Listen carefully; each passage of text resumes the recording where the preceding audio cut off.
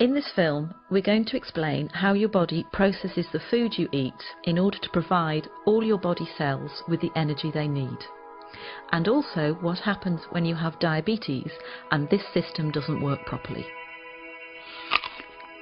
When you eat food that contains carbohydrate, it's broken down in the stomach and digestive system into glucose, which is a type of sugar.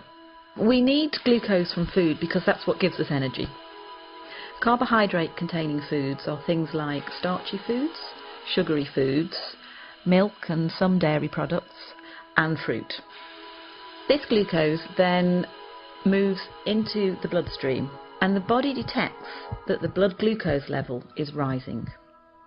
In response to that, the pancreas, which is a little gland that sits just underneath the stomach, starts to release a hormone called insulin. And it's insulin that helps our body get the energy from the food we eat. The bloodstream then takes the glucose and the insulin to every cell in our body that needs it. To make this easier to understand, let's look at muscle cells.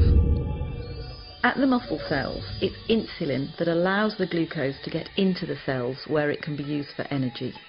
It's a bit like insulin is a key unlocking the door to the cells so the glucose can get in. That way, the blood glucose level starts to drop.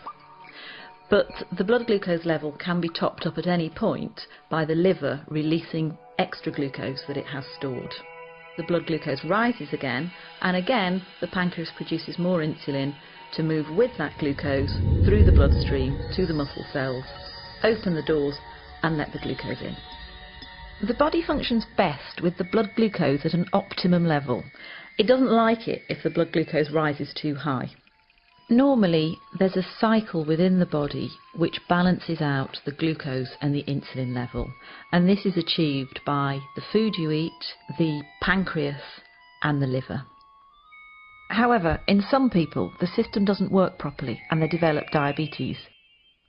There are two main types of diabetes, type 1 and type 2.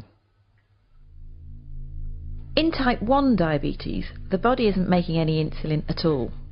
This is because of an autoimmune response whereby the body has destroyed the insulin producing cells in the pancreas. We don't entirely know why that happens in some people and not in others. Type 1 diabetes accounts for about 15% of all cases. It's most often found in the under 40s, and it's by far the most common type of diabetes found in childhood. In type 1 diabetes, the carbohydrate containing food is broken down into glucose as normal. That glucose then moves into the bloodstream. Normally, the body would produce insulin to let that glucose into the cells, but in type 1 diabetes there is no insulin being produced, so the glucose can't get into the body cells at all.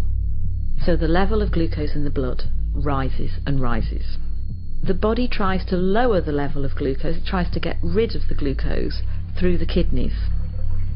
That's why people who have undiagnosed type 1 diabetes tend to go to the toilet a lot to pass urine. As the kidneys filter the glucose out of the blood, they also take a lot of water with it, so the person with diabetes will get very thirsty.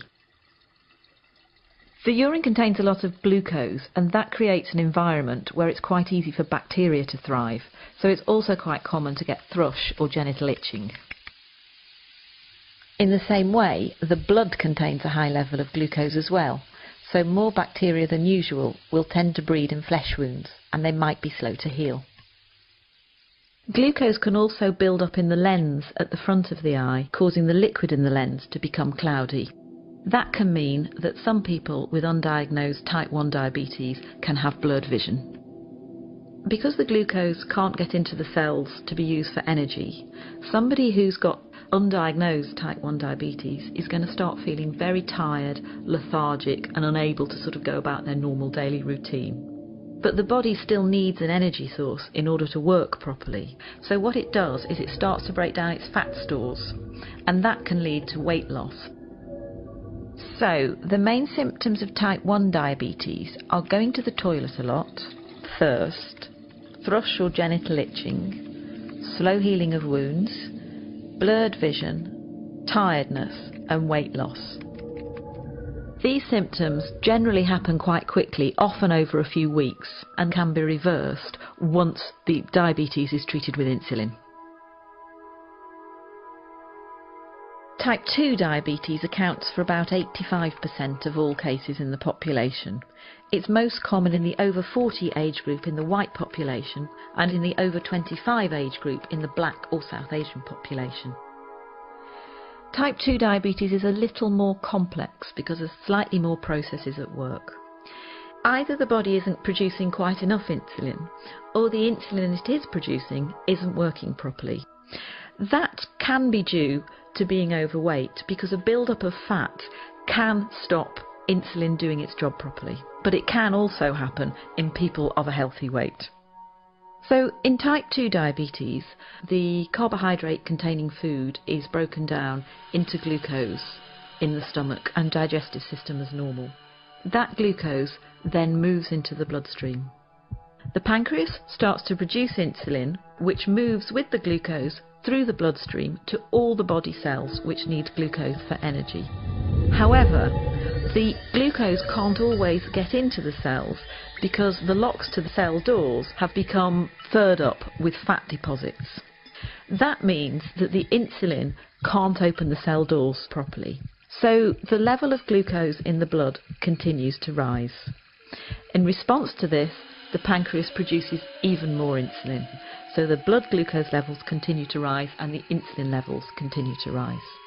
This situation is further complicated by the cells, who are desperate for energy, sending out emergency signals to the liver to release stored glucose. The blood glucose level goes up and the pancreas produces more and more insulin until it can't cope anymore and eventually it wears out. As with type 1 diabetes, the symptoms of type 2 diabetes are going to the toilet a lot, thirst, thrush or genital itching, slow healing of wounds, blurred vision, tiredness and weight loss in some people. The symptoms for type 2 diabetes come along very slowly, and some people don't have any symptoms at all. So for that reason, people can live with type 2 diabetes for up to 10 years before they realise that they have it.